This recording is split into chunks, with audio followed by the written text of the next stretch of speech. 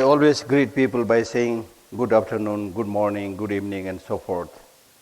And if there is enough time, I also try to get the names of some people, through which I'm able to know how much people are desperate in being good morning, good afternoon. Nobody says bad morning, bad afternoon, and so forth. And everybody has a good name. All this shows that we want happiness, we want peace.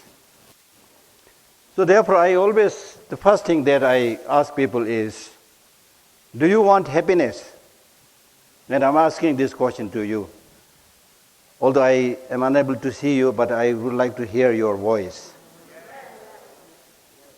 You said yes, okay? I have not forced you. You said yes. My next question is, you said you want happiness. How long you want that happiness in peace? For how many days you want that? Very greedy. So this is interesting thing, We want happiness and also long-lasting happiness and peace. And this wish to have long-lasting peace and happiness is not something that you learned from your religion. It probably is not something that your parents taught you. You are born with that wish, with that urge. In Buddhism, we talk about the life's different stages and experiences. And we explain that by saying birth is suffering, aging is suffering, illness is suffering, and finally death is suffering. But ordinary people like us, we say, happy birthday. The Buddha said, birth is suffering. We need to find out who is right. What is the first thing that the child does after the birth? Laughing or crying? Crying. Interesting, very interesting. Because if it's really happy birthday, then the first thing that the child should do after the birth is ha ha ha ha ha, But what we find is crying. Be it an American child, Tibetan child, Chinese child, Indian child, doesn't matter. The first thing that the child does is crying. And what do you think the child is asking by crying? I don't think the child is asking for a lengthy discourse on Buddhism or on Christianity or on any religion. The child is asking for unconditional love, unconditional care from somebody. These are, I think, extremely, extremely important life lessons that we should all be aware. The child is asking for unconditional love. Because the child is in need of their long-lasting peace and happiness, and the child is also able to kind of figure out, based on his psychophysical state, that the source for long-lasting peace and happiness is unconditional love, unconditional love, unconditional love. Why I need to repeat these lines? I need to repeat this because when we grow up, that unconditional love disappears into thin air, and what we come up with is business love. You love me, I love you, so long as you love me. I call that business. So therefore, I choose this topic, finding happiness in an uncertain world. Now when we say finding happiness in an uncertain world, people do get some sense of finding happiness in an uncertain world. So what they do? They marry somebody. Then after a short while, they say, oh, things are changing. I should change my wife. This wife didn't work. This husband didn't work. This furniture didn't work. This car didn't work. But I change it, the next car, the next wife, the next husband is sure going to give me that long-lasting peace and happiness. So you end up whole your life changing your furniture, changing your wife, changing your husband, changing your relationship, and then you die. This is exactly what is happening in today's world, and we are not able to get that long-lasting peace and happiness. What the Buddha taught was, you need to realize things are changing, but in order to get the long-lasting peace and happiness in that uncertain, changing world is not changing the external situation, circumstances, but changing yourself. It is not changing the external, but changing within the internal, through which you can get long-lasting peace and happiness. And why this is so? Because if you try to change what is outside of you, be it the event, be it the situation, be it the people, you have no control over these people, these events, these situations. And if you try to control them, it's wrong. You need to respect other people's life. The life of that other person is not for you to entertain you. The beautiful tree that is growing outside there is not to entertain you. It has its own life. Respect their life. Be it a human being, be it a tree, whatever. Respect their life. And try to learn to live in harmony with the nature. So the way to get the long-lasting peace and happiness, there are many, many different steps. One step is living in harmony with everybody. Living in harmony with nature. Living in harmony with your thinking and your body and so forth. So let me give you a few illustrations. One is when this TEDx talk was introduced, this young lady said there will be people who will be talking about like mind-blowing things, things like that. But honestly speaking, I don't have those kind of mind-blowing things. Because, there's a Tibetan saying which says, all actions, all activities are imitations. And whoever does the best imitation is called a scholar. So I am here to imitate the Buddha, imitate His Holiness Dalai Lama. But I am imitating not in a stupid way, but I felt that these are really good ways of thinking, good ways of life. So I am imitating them. So therefore it is important to realize the fact that if you want that genuine long-lasting peace and happiness, learn to live in harmony with nature, as I said earlier. And I give you an example. In order to live in harmony with the nature, you need to understand nature. And that's why the first teaching that the Buddha gave after his enlightenment was teaching people live in harmony with nature. So the first teaching that he gave us on impermanence, uncertainty, change, which is so relevant in today's world. Everything is changing. Everything is in a flux. And out of that first topic of impermanence, the first thing that he taught was death. How many of us are here who meditate and contemplate about death? I doubt. Everybody is preparing to live. Even if you ask an old man, 95 years old, are you going to die soon? Yes, I'm very old, I'm going to die soon. Are you going to die today? Today maybe not. That is the situation.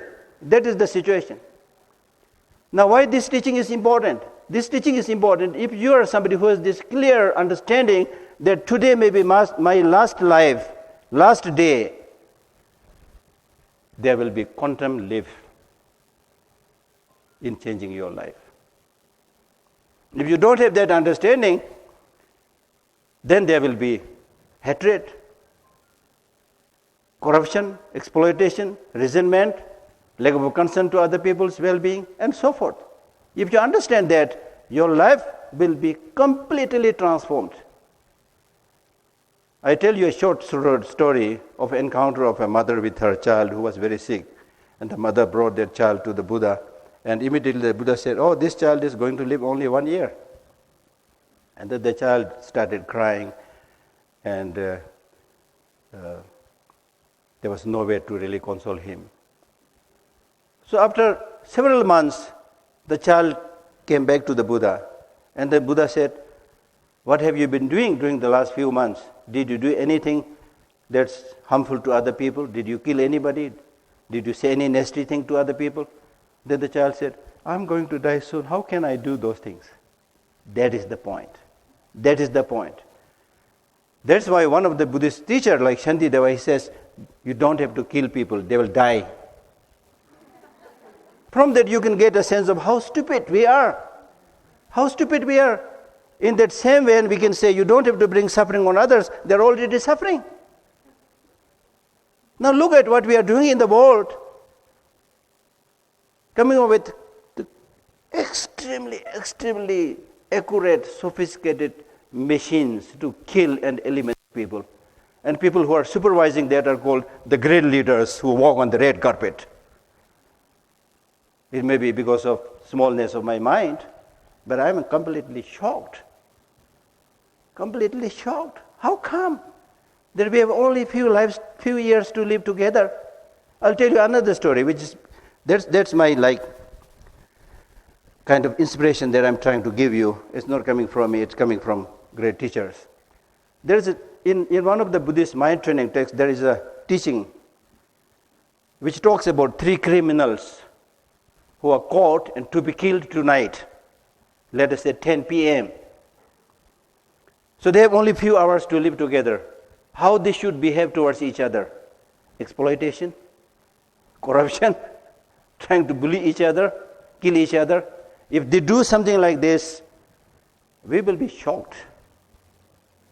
And some of us who have tender heart might cry, might weep. How come these people, they are going to be killed at 10 p.m. and still they are so mean to each other? How come? Is that clear?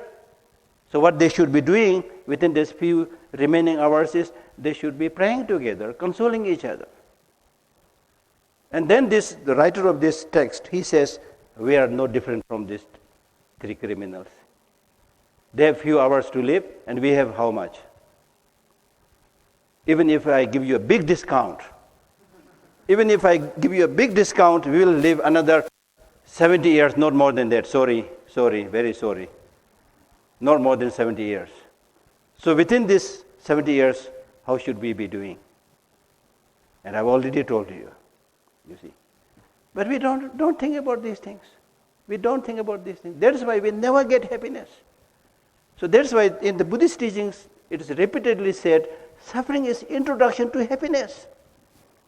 Suffering means challenges. When you encounter challenges, you learn, you get new experiences. But what I'm really trying to drive at is that unless you change your attitude, you are never going to get happiness. Not only that, you are going to destroy this earth. So that's why I'm so happy that these young people with full of energy made this initiative of exchanging ideas, exchanging culture, transforming the mind.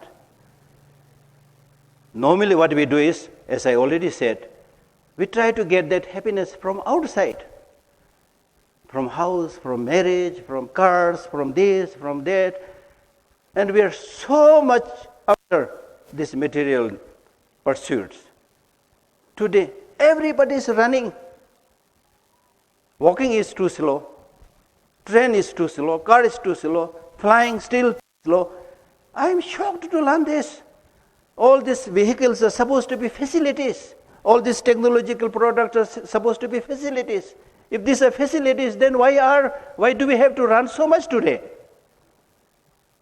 The facilities should give us more time to engage in more human creative activities. More time to spend with the families. Are we getting that? We are not getting that. We are running and running. Everybody says, I am busy. If to be busy is very important. I want to remind you, to be busy is not important. What is important is, what are you busy about? What are you busy about? And it is because of this rush towards the sensual pleasures, material objects, that we are now destroying the whole planet. Because the so-called concept of development in modern world is material development. Material development has to come from external physical objects. External physical objects have limitation. How can you make unlimited progress from limited resources? So we are already destroying the environment. So it's so important to have this kind of exchange program and then make initiative and discuss how to solve these problems. And we are so good in coming up with a destructive weapon which is so accurate that you can hit the enemy in the right or left eye, but we are unable to remove the garbages in the street. We are unable to do away with the pollutions. Because there is no concern. There is no genuine care. If you have this genuine care, genuine concern, why can't we deal with these floods which comes in a place every year? Why do we have these choked drainages, which is happening every year? Why can't you solve these problems? Why can't you reduce these pollutions? Because we have no concern and care for other people. We are only fond of doing the show business. So therefore, these days I'm actually not very fond of speaking, and especially to people like you, because to speak to you is like preaching the convert. You're all good people. Those people who are engaging in more destructive activities may not be here. So the question is how to reach them. And then in Buddhism we talk about ignorance as the root cause of suffering. But these days I add another sentence by saying, yes, ignorance is root cause of suffering, but inaction is also cause of suffering. So it is important to not only talk, speaking is very good. So next time you come up with an idea of doing something concrete, so that people are able to see that you are not just talking, but also doing. Thank you very much.